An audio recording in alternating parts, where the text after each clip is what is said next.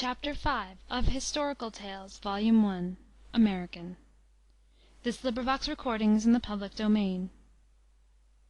Recording by Kalinda. Historical Tales, Volume 1, American, by Charles Morris. Chapter 5 The Story of the Regicides. The years 1675 and 1676 were years of terrible experience for New England. The most dreadful of all the Indian outbreaks of that region, that known as King Philip's War, was raging, and hundreds of the inhabitants fell victim to the ruthless rage of their savage foes. Whole villages perished, their inhabitants being slain on the spot or carried away captive for the more cruel fate of Indian vengeance. The province was in a state of terror, for none knew at what moment the terrible war whoop might sound, and the murderous enemy be upon them with tomahawk and brand. Everywhere the whites were on the alert. The farmer went to his fields with his musket as an indispensable companion. Outlying houses were guarded like fortresses. Even places of worship were converted into strongholds, and the people prayed with musket in hand, and, while listening to the exhortations of their pastors, kept keenly alive to the sounds without, for none could tell at what moment the foe might break in on their devotions.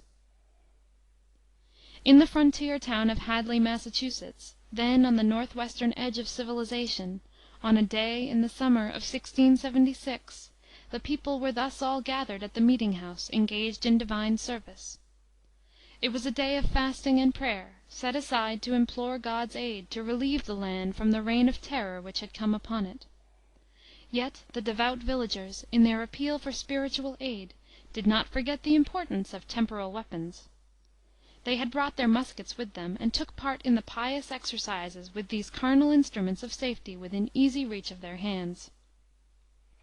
Their caution was well advised. In the midst of their devotional exercises a powerful body of Indians made a sudden onslaught upon the village. They had crept up in their usual stealthy way under cover of trees and bushes, and their wild yells as they assailed the outlying houses were the first intimation of their approach. These alarming sounds reached the ears of the worshippers, and quickly brought their devotional services to an end. In an instant all thought of dependence upon the Almighty was replaced by the instinct of dependence upon themselves. Grasping their weapons, they hurried out, to find themselves face to face with the armed and exultant savages, who now crowded the village street, and whose cries of triumph filled the air with discordant sounds. The people were confused and frightened, huddled together with little show of order or discipline, and void of the spirit and energy necessary to meet their threatening foe. The Indians were on all sides, completely surrounding them. The suddenness of the alarm, and the evidence of imminent peril, robbed the villagers of their usual vigor and readiness. Signs of panic were visible, and had the Indians attacked at that moment, the people must have been hurled back in disorderly flight, to become in great part the victims of their foes. It was a critical moment. Was Hadley to suffer the fate of other frontier towns, or would the recent prayers of pastor and people bring some divine interposition in their favor? Yes, suddenly it seemed as if God indeed had come to their aid, for as they stood there in a state of nerveless dread, a venerable stranger appeared in their midst, a tall, stately personage, with long white hair, and dressed in strange old-fashioned garb, his countenance beaming with energy and decision. "Quick!" he cried, "into line and order at once!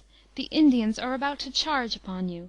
Take heart and prepare for them, or they will slaughter you like sheep." With the air of one born to command, he hastily formed the band of villagers into military array, displaying such skill and ardor that their temporary fright vanished, to be succeeded by courage and confidence. Had not the Almighty sent this venerable stranger to their aid? Should they fear when led by God's messenger? "Now upon them!" cried their mysterious leader. "We must have the advantage of the assault." Putting himself at their head, he led them on with an ardor remarkable in one of his years. The savages, who had been swarming together preparatory to an attack, beheld with surprise this orderly rush forward of the villagers, and shrunk from their death-dealing and regular volleys. And the white-haired form who led their foes with such fearless audacity struck terror to their superstitious souls, filling them with dread and dismay. The struggle that followed was short and decisive. Animated by the voice and example of their leader, the small band attacked their savage enemies with such vigor and show of discipline, that in very few minutes the Indians were in full flight for the wilderness, leaving a considerable number of dead upon the ground. Of the villagers, only 2 or 3 had fallen. The grateful people, when the turmoil and confusion of the affray were over, turned to thank their venerable leader for his invaluable aid. To their surprise he was nowhere to be seen. He had vanished in the same mysterious manner as he had appeared. They looked at one another in bewilderment. What did this strange event signify? Had God really sent one of his angels from heaven, in response to their prayers, to rescue them from destruction?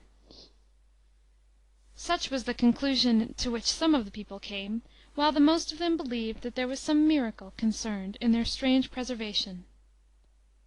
This interesting story, which tradition has preserved in the form here given, has a no less interesting sequel.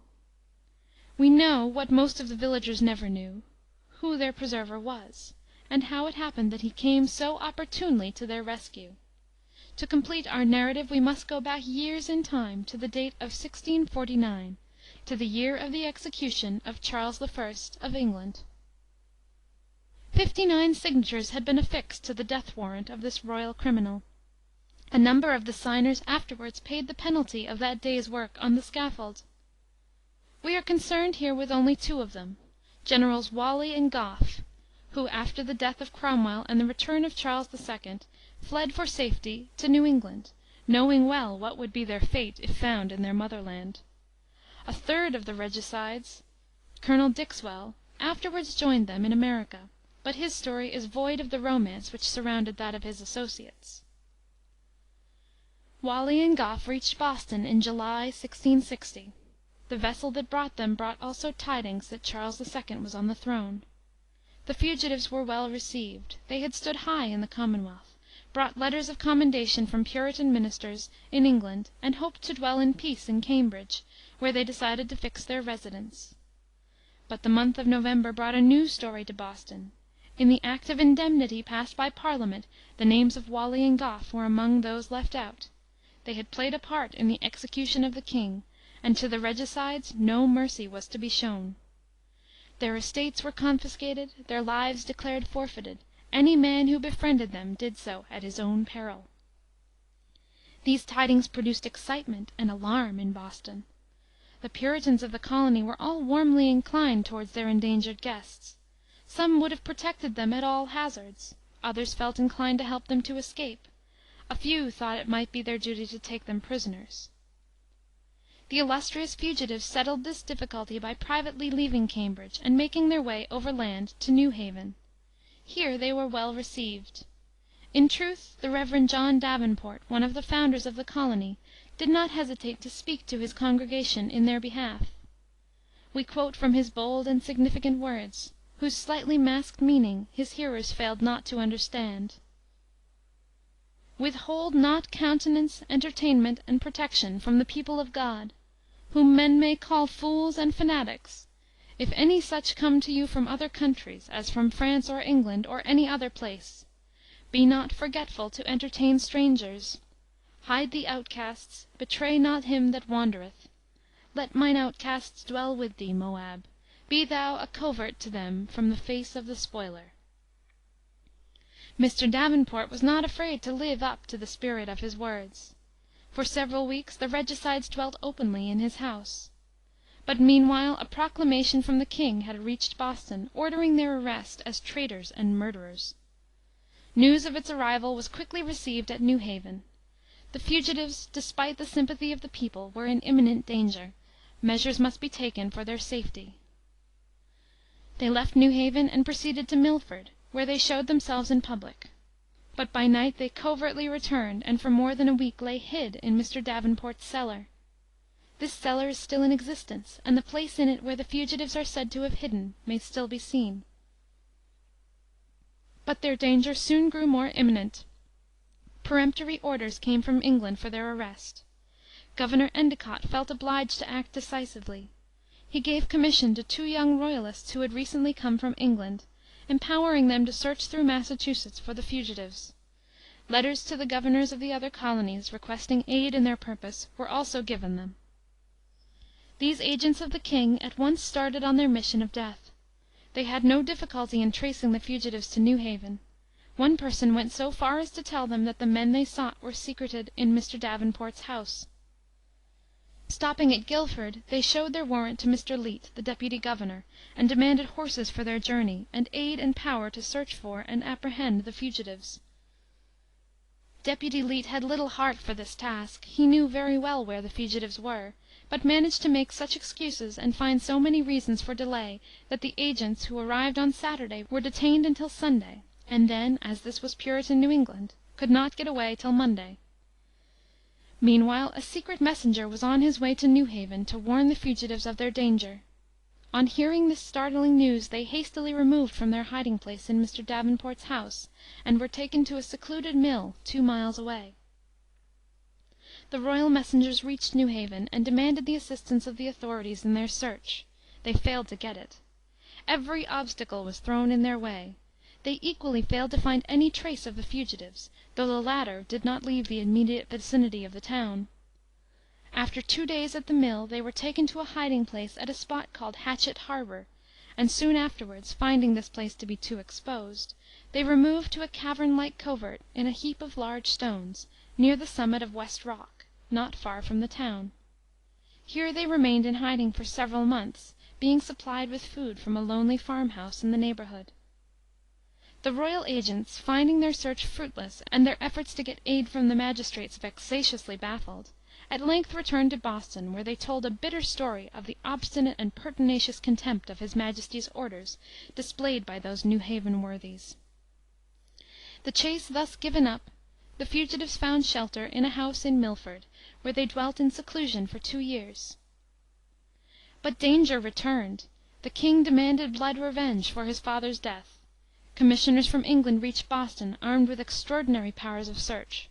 The pursuit was renewed with greater energy than before. The fugitives, finding the danger imminent, and fearing to bring their protectors into trouble, returned to their cave. Here they lay for some time in security, while the surrounding country was being actively scoured by parties of search. On one occasion, when out of their place of shelter, they were so nearly overtaken that they only escaped by hiding under a bridge. This was what is known as Neck Bridge, over Mill River. As they sat beneath it, they heard above them the hoof-beats of their pursuers' horses on the bridge. The sleuth-hounds of the law passed on without dreaming how nearly their victims had been within their reach. This was not the only narrow escape of the fugitives. Several times they were in imminent danger of capture, yet fortune always came to their aid. A day arrived in which the cave ceased to serve as a safe harbor of refuge. A party of Indians, hunting in the woods, discovered its lurking occupants. Fearing that the savages might betray them, to obtain the large reward offered, the fugitives felt it necessary to seek a new place of shelter. A promising plan was devised by their friends, who included all the pious Puritans of the colony. Leaving the vicinity of New Haven, and traveling by night only, the aged Regicides made their way through many miles of forest to Hadley, then an outpost in the wilderness. Here the Reverend John Russell, who ministered to the spiritual wants of the inhabitants, gladly received and sheltered them. His house had been lately added to, and contained many rooms and closets. In doing this work, a hiding place had been prepared for his expected guests. One of the closets in the garret had doors opening into 2 chambers, while its floor-boards were so laid that they could be slipped aside and admit to a dark under closet. From this there seems to have been a passage-way to the cellar. With this provision for their retreat in case the house should be searched, Mr. Russell gave harbor to the hunted Regicides, the secret of their presence being known only to his family and 1 or 2 of the most trusty inhabitants. The fugitives, happily for them, had no occasion to avail themselves of the concealed closet. Their place of hiding remained for years unsuspected. In time the rigor of the search was given up, and for many years they remained here in safety, their secret being remarkably well kept. It was in 1664 that they reached Hadley. In 1676, when Colonel Gough so opportunely served the villages in their extremity, so little was it known that 2 strangers had dwelt for 12 years concealed in their midst, that some of the people, as we have said, decided that their rescuer must be an angel from heaven, in default of other explanation of his sudden appearance. There is little more to say about them.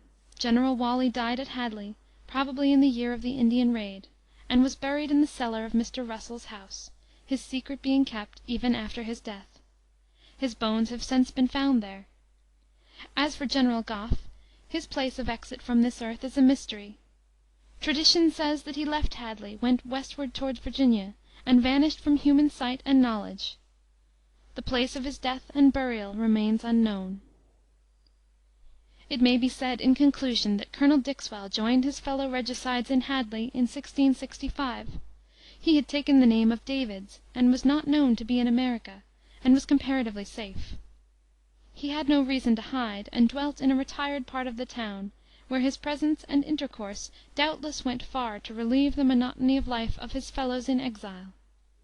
He afterwards lived many years in New Haven, where he spent much of his time in reading, history being his favorite subject, in walking in the neighboring groves, and in intercourse with the more cultivated inhabitants, the Reverend Mr. Pierpont being his intimate friend. He married twice while here, and at his death left a wife and 2 children, who resumed his true name, which he made known in his last illness. His descendants are well known in New England, and the Dixwells are among the most respected Boston families of to day. Chapter 6.